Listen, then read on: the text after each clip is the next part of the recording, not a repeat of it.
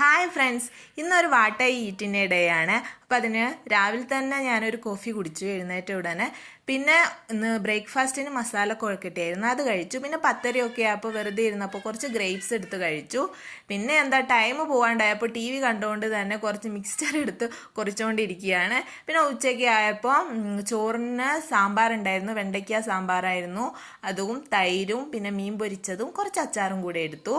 പിന്നെ ഈവനിങ് ടൈമിൽ ചായയുടെ കൂടെ പോപ്കോൺ ആയിരുന്നു, വീട്ടിൽ തന്നെ ഉണ്ടാക്കിയിട്ടുള്ള പോപ്കോൺ ആട്ടോ.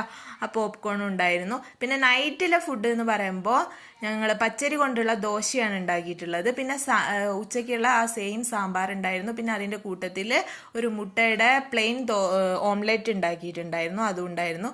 പിന്നെ 2 ദോശ മതിയാവാണ്ടായപ്പോൾ കുറച്ച് ചോറും കൂടെ എടുത്തു. അതിൻ്റെ കൂട്ടത്തിൽ നമ്മൾ സാമ്പാറും ഓംലെറ്റും. അപ്പോൾ ഇത്രയേ ഉള്ളൂ.